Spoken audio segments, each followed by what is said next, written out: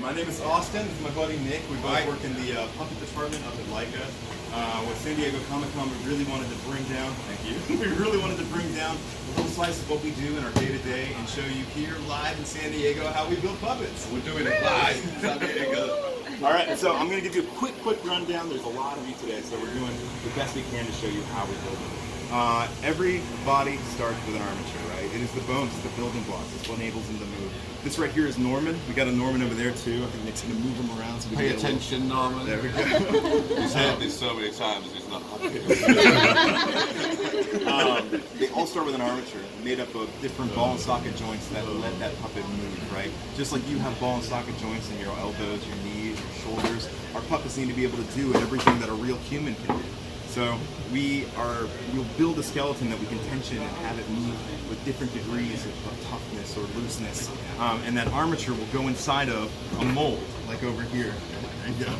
We'll go inside of a mold. Like this guy right here. It's keyed up. That's what these big blocks are on all the different extremities. And what that'll do is enable that armature to float inside of that mold. And this is important because we'll take something like this. This is silicone putty, or a silicone rubber. We'll take this and we'll put it inside of that mold, put that armature back inside and close it all up and tight. Like I have right here, this is a hand mold for a zombie. Really sticky, gooey stuff, so don't wear your nice clothes at work, because you'll get it all over the place, okay? We'll put that armature inside of the mold, close it, let everything leak out the sides overnight. And then the next day, once it's cured, we'll get something like this, a zombie hand, right?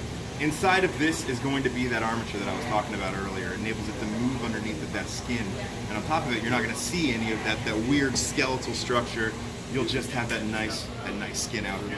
So from there, it'll go to costumes, and costumes has to do the exact same thing. We need to be able to control wind movement, control gravity, because our films are shot 24 frames a second. So like for instance with our zombie judge here, he's out on set, he's moving around. The costume also needs to be able to do that. So inside of this costume, we're going to have a bunch of different types of wires, foils. We'll have sometimes armatured paddles that'll enable it to hold its shape and move as the animator is trying to get that performance. Same with the hair. Like right behind us we have Heidi, back at Liaka. She couldn't come down with us today, but she's building a Norman head.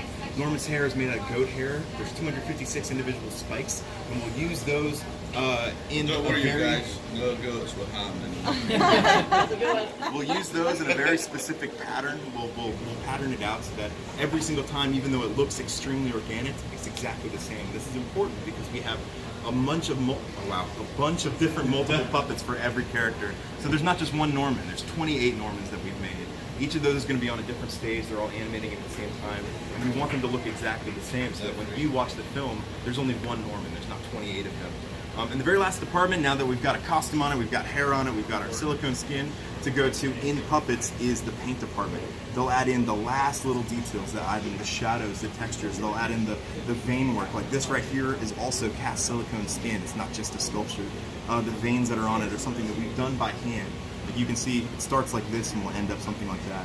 And I know that we don't have a ton of time, they're trying to push you on, but I want Nick to show you something really cool. Yeah, so I've got to show you this, guys. You can't go anywhere without seeing this, and I love to show people. So you're going to go around the corner, you're going to see an animated live Akubo shot. So that's exciting already, right? But I won't keep you too long. So the zombies were made a little bit different to like what you're going to see around the corner, which is to get those facial expressions, face replacements. So you take one face off the puppet and replace it with a new face, right? So, but the zombies, we wanted them to look very different to the human characters, so we did a different style of facial animation. So what we did, this is like a rubber skin, so we take this rubber skin, now it's all nicely painted, and I'm going to glue this onto this guy. So this is called a head mechanic. So this head mechanic's got all these moving parts inside, so we can push these paddles around, the eyebrows can move, and then we glue it onto there, we put it onto our puppet, and then we give it to the animator. So the animator, I'll just move this arm out of the way, like that, I'll still do that. So it's still creepy and scary. But the animator, just by hand, can just manipulate this face around like this. How cool is that? So he's a zombie, so let's give him a bit of a... So yeah, all his eyebrows move and everything. So yeah, that's another style of facial animation. So yeah, how was see that? The other faces around the corner, and thank you so much, Nick. Hey! Thank you guys so much. Hey, no, thanks for coming. It's really cool for me and Austin to be able to show you all these like different things to how we build puppets and bring an actual workshop to you guys. So thanks for coming.